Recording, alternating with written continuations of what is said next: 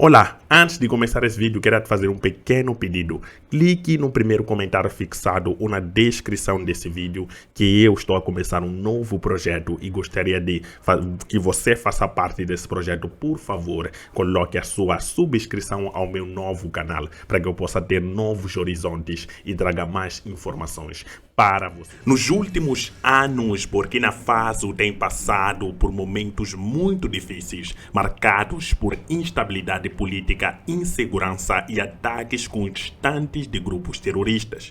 Em meio a esse cenário, surgiu uma figura que ganhou destaque dentro e fora do país: Ibrahim Traoré, capitão do exército burkinense, e ele chegou ao poder em setembro de 2022, após liderar um golpe militar que retirou do cargo o presidente interino Paul-Henri Damiba. A justificativa foi clara: o povo estava sofrendo com a violência e o governo anterior não conseguia conter a ameaça terrorista que crescia em várias regiões do país. Jovem e carismático, Traoré assumiu a liderança com apenas 36 anos de idade, tornando-se um dos chefes de estados mais jovens do mundo. Desde o início, passou a se apresentar como um pan-africanista convicto, inspirado pelo histórico líder revolucionário Thomas Sankara, também natural de Burkina Faso.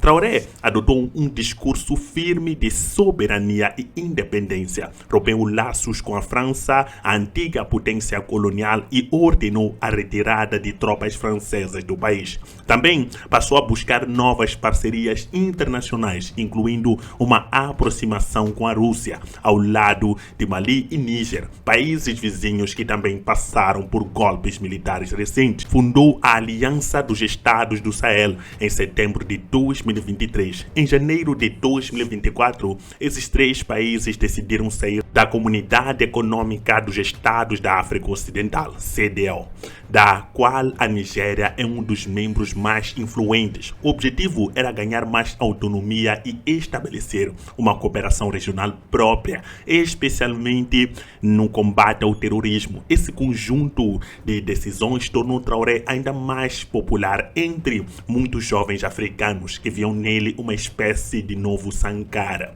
alguém que se opõe às potências ocidentais e coloca os interesses africanos em primeiro lugar. No entanto, com a popularidade também vieram as críticas. Muitos já apontaram traços autoritários em sua forma de governar e denunciaram restrições à liberdade de expressão.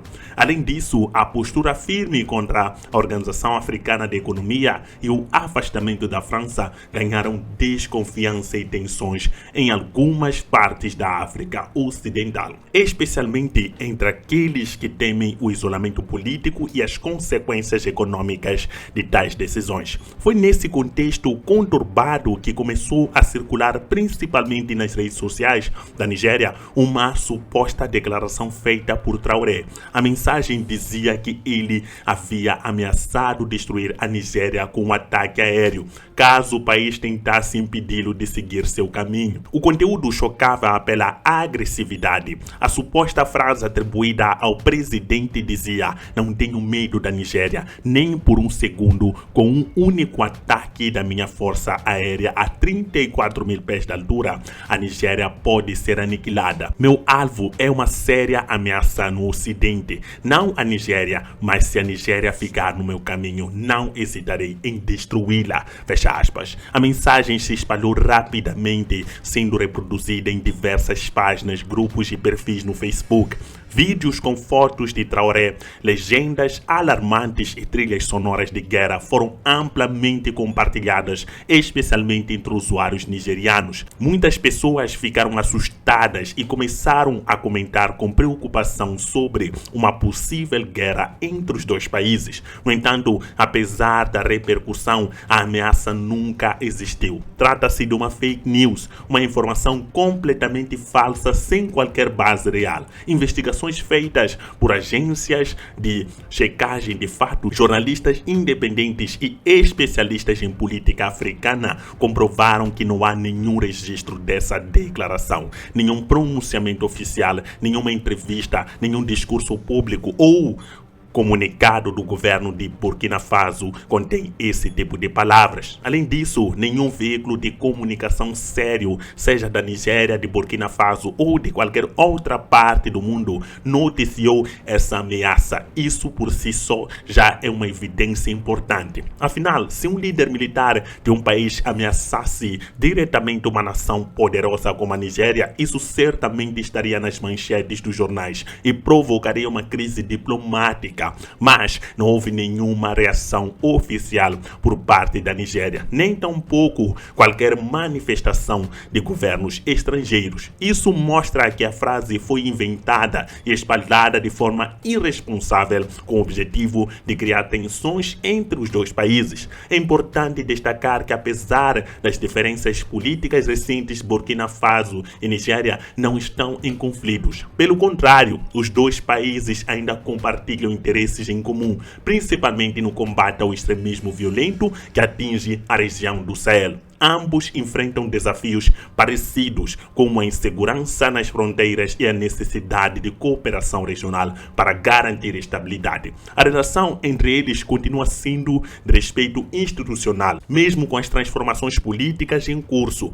O caso da fake news envolvendo Ibrahim Traoré e a Nigéria é um exemplo claro de como a desinformação pode ser perigosa. Uma simples mentira publicada em redes sociais foi capaz de causar medo, indignação e alimentar o discurso de ódio entre os povos que deveriam estar unidos pela paz. E isso tudo sem qualquer prova, apenas com uma frase inventada, mas escrita de forma convincente o suficiente para enganar milhares de pessoas. É por isso que precisamos estar cada vez mais atentos ao que consumimos e compartilhamos na internet. Antes de acreditar em qualquer notícia alarmante, é fundamental verificar se as informações vêm de uma fonte confiável. Devemos sempre perguntar quem publicou isso. Algum jornal respeitado também falou sobre o assunto? Existem vídeos, áudios ou documentos oficiais que comprovem essas declarações? Se a resposta for negativa, é melhor não espalhar, compartilhar a mentira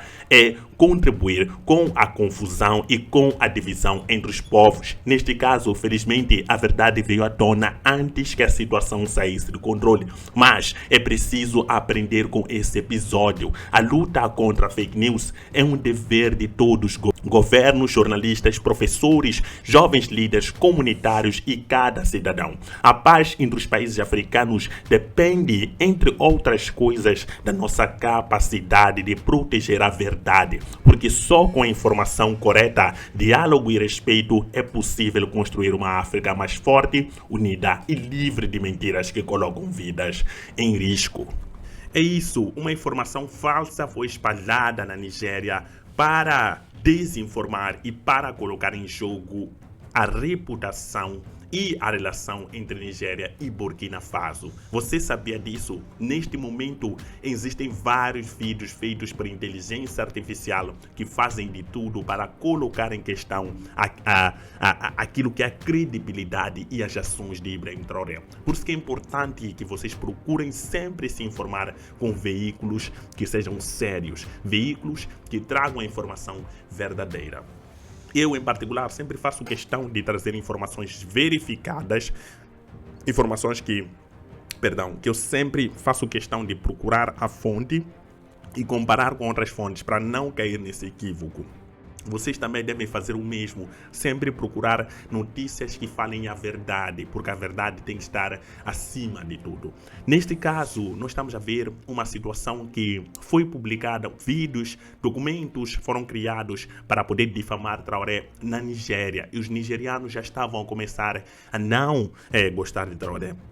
Tomou umas dimensões tão grandes que veículos oficiais tiveram que desmentir todas as informações que foram publicadas sobre Ibrahim Traoré. E que Ibrahim Traoré queria acabar com a Nigéria, Ibrahim Traoré queria lançar um ataque aéreo à Nigéria, o que não corresponde à verdade. Nós temos que deixar bem claro isso. Essas informações que são espalhadas e são difundidas nas redes sociais são informações que podem colocar em xeque a reputação de Ibrahim Traoré, podem colocar em xeque, até em risco, a própria vida e a própria reputação passa a repetição aqui.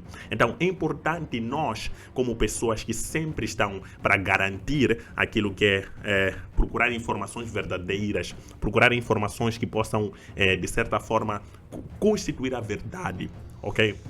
Eu trouxe essa informação, fiquei muito chocado, porque eu também estava quase a cair nesse engano. Estou a ver publicações de Ibrahim Traoré a falarem mal dele, a falarem que ele, de certa forma, queria esmagar a Nigéria. Ibrahim Traoré é um egoísta, Ibrahim Traoré é alguém que não pensa no seu próprio povo. Há uma coisa que eu digo, não podemos idolatrar políticos, essa é a verdade. Mas nós não podemos criticar Ibrahim Traoré porque ele faz aquilo que ele acha melhor para o povo. Se o povo está satisfeito com aquele que é o seu líder, quem somos nós para questionar essa satisfação do povo? Quem está ali com Ibrahim Traoré são os próprios burkinenses. Os burkinenses é que estão com Traoré. E esses burkinenses é que têm certeza que Traoré é um bom líder. Há muitas discussões que têm acontecido esses dias que tentam colocar Ibrahim Traoré como se fosse alguém que é rotulado como esquerda, direita, esses papos todos, principalmente a comunidade brasileira. Então existem muitas discussões e até algumas suas figuras políticas tentam usar o nome de Ibrahim Traoré para poder de certa forma catapultar os seus nomes ou levantar debates, discussões, etc. Cada país tem seus problemas em particular. Se nós quisermos analisar e destrinchar os problemas de Burkina Faso, passavam pela exploração francesa. Um dos maiores problemas era a exploração francesa. E essa distância que existe entre a França e Burkina Faso agora são consequências das ações que a França realizou. Essa instabilidade propositada em países africanos para poder colocar governos e regimes que vão de acordo com interesses ocidentais ou interesses daqueles que são imperialistas, daqueles que não querem fazer uma troca justa, não querem que as pessoas, o povo ganhe, porque é importante num acordo entre dois países haja ganhos bilaterais, o outro lado ganha, também o lado também que está ali ganha. Uma questão também muito importante foi a questão do ouro. Quando Ibrahim Traoré baniu, ou seja, expulsou algumas empresas ou revogou algumas concessões para a exploração de algumas empresas ocidentais, foi rotulado como comunista. Mas se ele fez um estudo, foi feito um estudo em Burkina Faso e percebeu-se que, na verdade, os recursos não estão a ser utilizados para o bem do povo. Claro que a empresa tem que ter o seu lucro, mas o recurso deve beneficiar. Uma das coisas que mais acontece em países africanos são esses tipos de acordos que não beneficiam a população. Muitos governos estão diante, existe muito recurso na África, mas esse recurso não reflete naquilo que é a realidade do povo africano. E outra coisa, a África se torna um país, um continente com 54 países, se torna um exportador de matérias-primas. E exportadores de matérias-primas não lucram tanto.